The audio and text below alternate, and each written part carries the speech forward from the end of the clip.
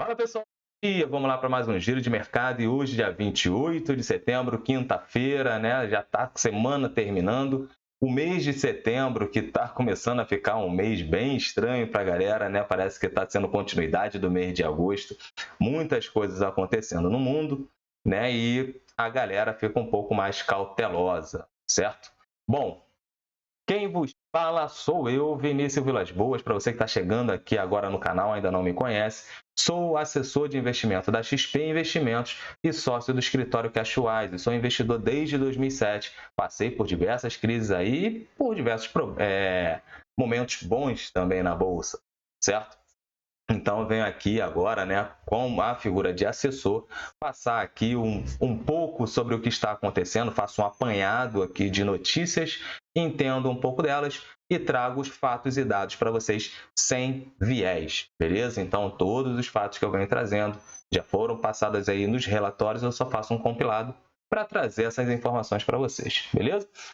E se está chegando aqui agora no canal, né, não deixa de se inscrever, de ativar o sininho de notificação, dar aquele like, que eu vejo que às vezes tem muita gente assistindo o vídeo e pouca gente dando like. Pô, gente, não custa nada. Faz aí, assista o vídeo logado no YouTube, né? Faz o seu login, dê aquele like aí, que isso ajuda ao YouTube entregar esse conteúdo a mais pessoas. E compartilha também, que compartilhando você consegue acelerar esse movimento, beleza? Bom, vamos seguir aqui agora para o vídeo, né? Que hoje a gente tem aqui algumas coisas para passar, porém, tudo do mesmo, né? A pressão inflacionária no mundo, né, alta do petróleo. Nós temos o estresse na curva de juros lá nos Estados Unidos, fazendo com que os treasuries americanos renovem suas máximas, e isso acaba afetando o apetite ao risco dos investidores, né? Então, o juros norte-americano, ele influencia muito no mundo, né? Eu já venho falando isso para vocês há bastante tempo. A galera que está comigo aqui no Giro de Mercado desde o início, desde quando eu fazia pelo Rios lá no Instagram, e quem não me segue na rede social, o link também aqui para me seguir está na descrição do vídeo. Desde o lado do Rios, eu sempre falo, o juros americano é o que vai e que influencia todos os mercados no mundo, certo? E aqui não é diferente. E tá aí a resposta, né? Então, no estresse dos treasuries americanos, né, a gente viu aí os treasuries batendo, trabalhando acima dos 4,60, né, 4,6%. Isso acaba influenciando muito o apetite ao risco, porque a galera acaba saindo do risco e tomando mais a renda fixa lá fora, né? Então, fiquem bem atentos, porque isso ainda pesa. Por quê? Depois ainda da declaração do Fed, nós temos dois fatores que influenciam muito isso, né? Eu já vou falar de Ásia, Pacífico e Europa. Depois que o Fed mencionou que poderia sim subir a taxa de juros e permanecer com essa taxa de juros mais alta, isso acelerou ainda mais, certo? Porque aí, se os juros norte-americanos subir, o apetite ao risco diminui, porque se você tem uma renda fixa pagando bem, dentro do que os investidores gostariam de bater, com tranquilidade, vai se arriscar para quê? Né? Vai se arriscar para quê? Porém, tem espaço para os dois. Tem espaço para renda variável e espaço para renda fixa, né? Então, muita calma. Vamos acompanhar aqui o raciocínio, beleza? Isso acaba fazendo com que os outros bancos centrais não tomem posição de corte acelerado de taxa de juros. Nós, por exemplo, aqui, né, o nosso Copom, ali o Comitê de Política Monetária, ele já tem contratado 50 base points para as próximas reuniões. Fizemos agora, nessa última reunião, mais 50 base points. Muita gente esperava até mesmo uma aceleração para 0,75, mas isso não será possível porque o governo norte-americano, né, o BC norte-americano, falou que pode sim elevar a taxa de juros para controlar a inflação e manter ela alta por mais tempo. Então, os outros bancos centrais, para não perder competitividade da sua moeda, acabam ficando um pouco mais cautelosos para a tomada de decisão. Vai ter que sempre esperar a decisão do Fed e analisar todos os dados que o Fed analisa para a tomada de decisão, beleza?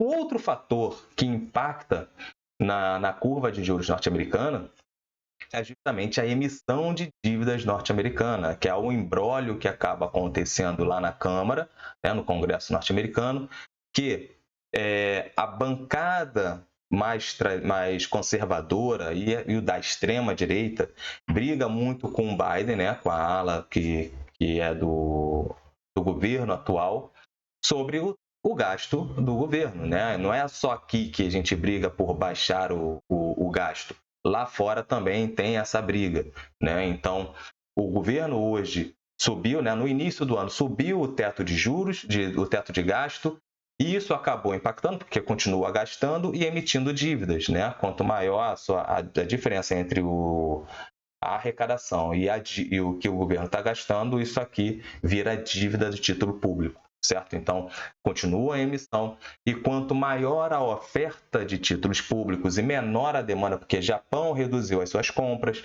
China reduziu as suas compras, que são os maiores compradores de títulos norte-americanos, isso fez com que os rendimentos dos treasuries subissem. Isso estressa toda a cadeia, assim como a nossa curva de juros, que ontem também passou por grandes estresses. Beleza? Bom, dito isso, nós temos aí Ásia e Pacífico fechando sem uma direção única.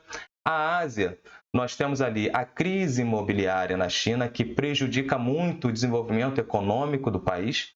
Então, isso acaba fazendo com que os investidores, não somente lá, mas no mundo todo, fiquem um pouco mais cautelosos. Lembre-se que ontem eu falei sobre os 3 direcionadores de mercado, né? Desenvolvimento econômico da China, crise lá nos Estados Unidos, uma leve recessão, juros muito elevados e a nossa inconsistência fiscal aqui, nessas incertezas fiscais aqui dentro. Esses 3 direcionadores de mercado, não percam isso. Botem num post-it, colhem aí sempre com vocês para vocês ficarem atentos a isso. Sempre que sair notícias em relação a esses 3 pontos, é o que vai mexer com o mercado, certo? E essa crise imobiliária chinesa, que o desenvolvimento econômico fica aquém do que os analistas estavam esperando, né? Do que os formadores de mercados esperavam, isso acaba fazendo com que eles fiquem mais cautelosos, né? Acabem retraindo um pouco mais esse apetite ao risco. E tem um outro fator lá, que a China está à vésperas de um longo feriado. Então, nada mais natural a galera tirar um pouco mais o pé, porque as bolsas estarão fechadas e ninguém sabe o que vai acontecer, certo? Então, esses são os dados lá da Ásia e do Pacífico, beleza? Na Europa, a Europa majoritariamente no campo negativo, né? Todo mundo a cautela aí, esperando os dados de inflação lá da zona do euro, né?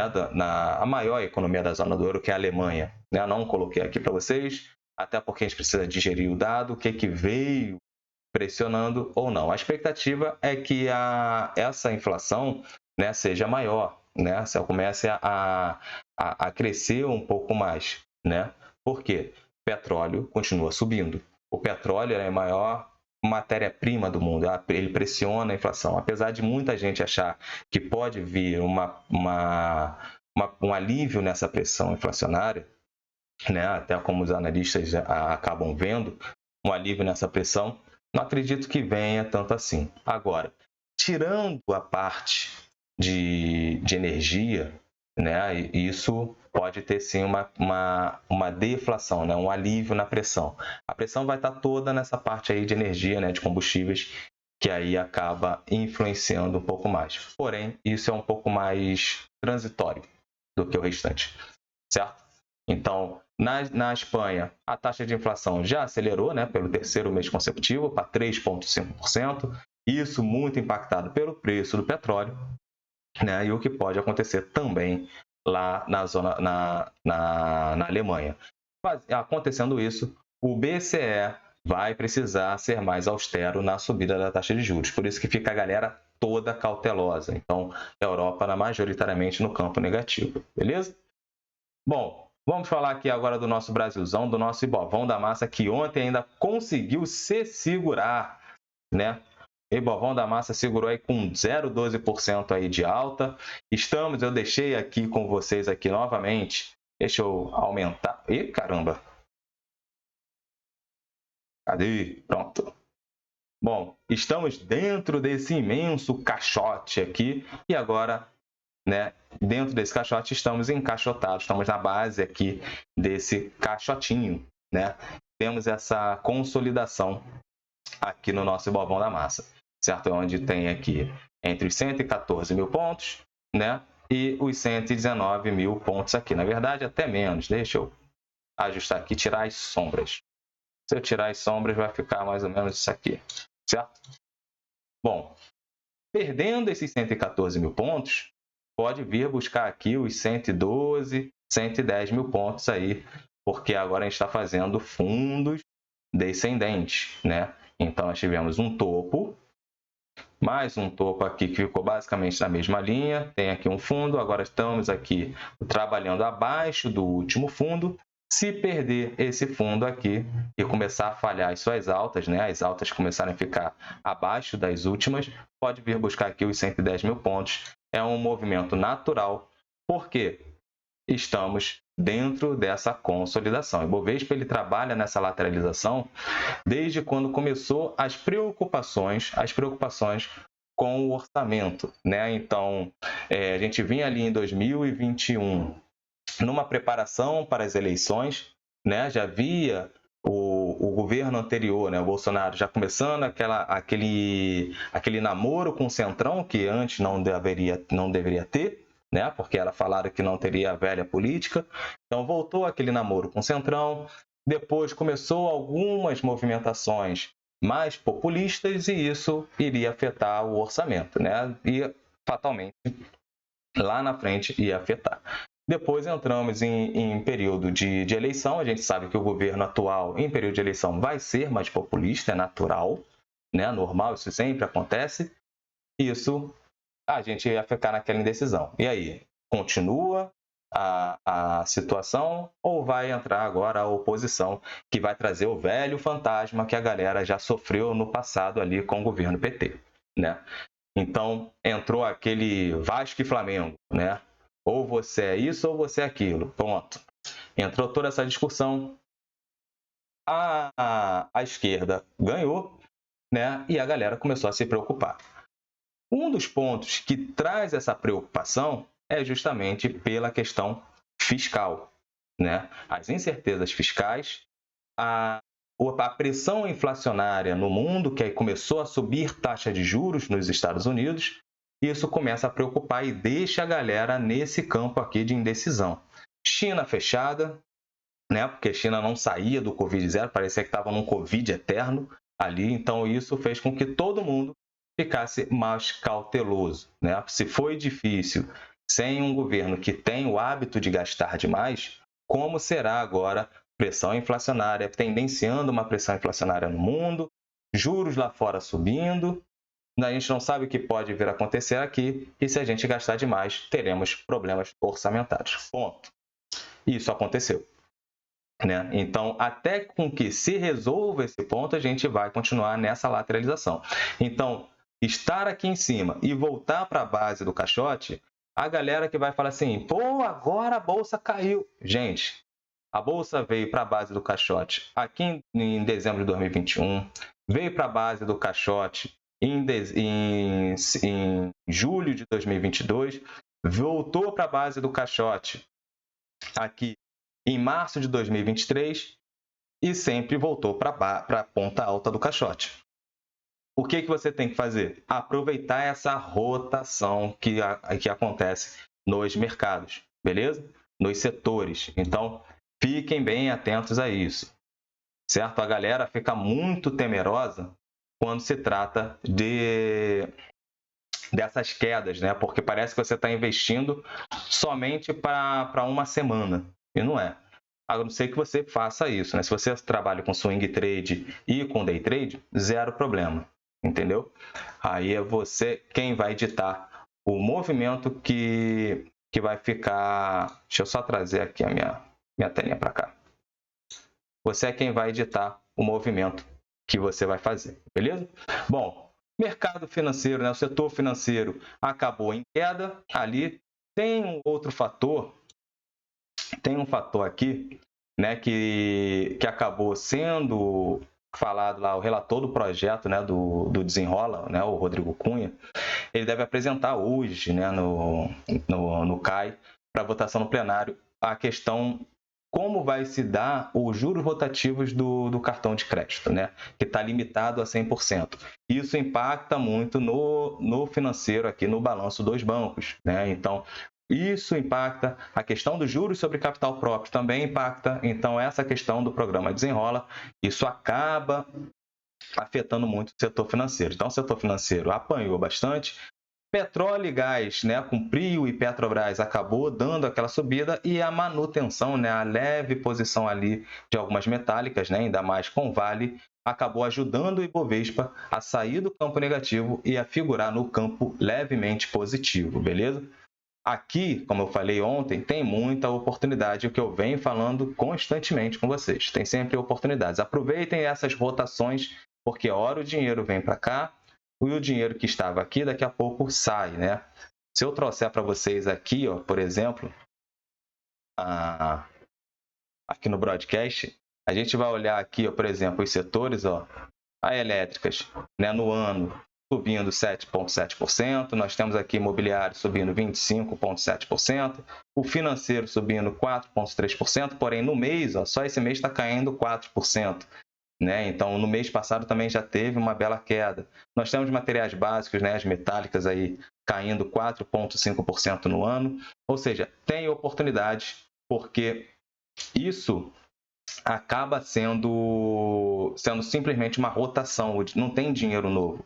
O giro financeiro dentro do Ibovão da Massa continua fraco, beleza? Bom, doleta. Ontem eu mencionei, se continuar o estresse dos juros norte-americanos e vai estressar aqui os nossos juros, aqui os nossos DIs, ó, a ponta curta subindo, né, de 25 subindo 1%, a ponta aqui média, né, de 25 a 27 subindo acima de 1%, e a longa aí acabando tendo uma subida também, mas todas inclinando, né, aumentando a sua inclinação para cima. O que aconteceu aqui com o dólar? Já começou a trabalhar acima dos R$5. Vini, vai permanecer lá? Não sei. Não sei e ninguém sabe. Vai depender do que vai acontecer hoje, né? Hoje nós temos aí uma leitura. Cadê o nosso calendário? Nós temos a leitura do PIB norte-americano, né? Esse é um dos fatores que pode influenciar. Porém, amanhã, né, que nós temos aí dados de inflação, que é o PCE. Então, isso vai ditar para onde a nossa bolsa vai, para onde os juros, como é que os juros vai trabalhar e como vai se comportar os mercados aqui. Então, ontem nós tivemos bolsa para cima, nós tivemos dólar para cima e nós tivemos juros para cima. Alguém está mentindo, né? Alguém está onde não deveria estar. Geralmente não é os juros nem o campo. Geralmente, certo? Então, agora vamos entender como vai se desenrolar as cenas dos próximos capítulos. Aqui está um dia por vez. Você do longo prazo, esquece tudo isso aqui, todos esses ruídos. Os ruídos acabam gerando oportunidade para você comprar bons ativos a excelentes preços. Fatores que estão pressionando ainda mais a curva de juros. A emissão de títulos norte-americanos, esse imbróglio sobre a dívida e uma possível paralisação ali que é em 1º de outubro. Vai parar? Acredito que não. A gente não sabe o que está acontecendo nos bastidores, mas acredito, eles sempre dão um jeito. Sempre dão um jeito para não cagar mais do que está cagado. Né? Senão a galera caga, pisa na merda e vai arrastando pela sala inteira. Então, não acredito nisso. Porém, se continuar nessa magnitude, nós podemos ter aí a doleta trabalhando aí, quebrando essa região dos R$5. Como eu falei, sempre que batia aqui nos R$5, entrava muita força vendedora. Porém, ninguém tem dinheiro infinito, cara. Ninguém vai contra os fundamentos. Não reme contra a maré, certo? Bom, nós temos aqui inflação, nosso IGPM, aqui no Brasil, né? Então, se mostrar aí um crescimento menor, né, isso pode influenciar. Lembre-se que o IGPM ele acaba influenciando algumas elétricas. A Taesa, por exemplo, né? A Taesa é influenciada aí, a RAP dela é influenciada pelo IGPM. Então, avaliem também, a galera que investe em Taesa não deixe de acompanhar o IGPM, certo? Bom, nós temos aí o preço, o CPI lá da Alemanha, né? Que é a principal economia do Reino Unido. Nós temos aqui o nosso PPI, nossa inflação ao produtor, e nós temos aí a leitura do PIB, né, às 9h30 da manhã. Vai sair antes da abertura do nosso mercado e antes da abertura do mercado norte-americano, que é às 10h30 da manhã. Então, fiquem bem atentos. A galera do curto prazo, isso vai gerar movimento, a galera do day trade, isso gera movimento, mas toma a direção a partir das 10h30 que o mercado norte-americano abre, beleza? E logo em seguida, também, né, juntinho ali, sai aí os pedidos iniciais de seguro-desemprego, mercado de trabalho norte-americano, que aí já dá indícios para, são ferramentas, né, dados, ingredientes que o Fed avalia para tomada de decisão, beleza? Temos aí falas de alguns Fed Boys, né, a galera ali do Fed falando, alguns dirigentes, e nós temos aí o nosso payroll, né, nosso mercado de trabalho também, que vai sair no final do dia. Então, tem essas informações e amanhã nós temos aí o nosso querido PCE, aonde o Fed... Opa, cadê? Não veio para cá. Pronto, agora sim. Bom, que o nosso querido Fed vai tomar de decisão, porque ali tem o hábito de consumo, como está se comportando o consumo do norte-americano. Beleza? Bom, esse é o giro do mercado de hoje. Muita cautela, muita atenção com o capital de vocês. Não se pressione a galera do curto prazo, né? Evitem operar fora da notícia. Evitem operar fora dos fundamentos. Não entre em viés, certo? Muita gente, com certeza, tomou stop ali naqueles R$5, né? A galera que opera dólar. Mas é pelo viés de vai bater e vai voltar. Não, cada dia é um dia. E avalie o filme como um todo, não somente uma fotografia, certo? Para você poder seguir os fundamentos. A galera do longo prazo aproveita as oportunidades nessa rotação que acontece entre os setores. Aí isso acaba gerando muitas oportunidades. Não deixem de acumular bons ativos. Essa lateralização, ela gera para a gente, do longo prazo, oportunidades de acumulação de bons ativos a excelentes preços, certo? Porque depois o mercado em 2025, em 2026, em 2030 estará em outro patamar. Ah, vai estar em 30 mil pontos. Não vai. Não vai, galera. Não vai. Deixa até eu voltar aqui para vocês, ó, só para vocês entenderem o seguinte. Opa, tá no dólar. Desculpa. Ó, vamos olhar aqui em termos anuais. Esse aqui é o Ibovespa, né? Nosso Ibovão da massa em termos anuais. Certo? Eu entrei aqui em 2007. Entrei aqui em 2007. Ibovão aqui na casa aí dos 40 mil pontos, né? Mais ou menos aqui nessa metade aqui de 2007. Entrei na bolsa aí aos 50 mil pontos, 60 mil pontos. Hoje a bolsa está basicamente o dobro disso. Passamos, né, por crises financeiras, né? Passamos por crises financeiras lá nos Estados Unidos, teve aí uma queda, passamos por crises internas, passamos por greve de caminhoneiro, impeachment, Covid, né? Trocas de governo, tanto aqui quanto lá fora, e a bolsa não para de subir. Certo? É isso que você precisa entender. Galera do longo prazo, vocês precisam entender isso. Essas acumulações, essas quedas, elas não podem te gerar desconforto. Elas têm que gerar, ou você tem que olhar como oportunidade. Senão você vai ficar comprando na alta quando está todo mundo empolgado e vendendo na baixa. E continue fazendo esse ciclo que você vai quebrar na bolsa. Agora, quer seguir o caminho inverso? Não siga a manada. Faça seu stock picking, conversa com seu assessor de investimentos para que você possa construir uma estratégia de investimentos e seguir essa estratégia e ter a disciplina de aportes mensais e a paciência de deixar o tempo fazer o papel dele, beleza? Forte abraço, pessoal. Até amanhã com mais Giro de Mercado. Valeu!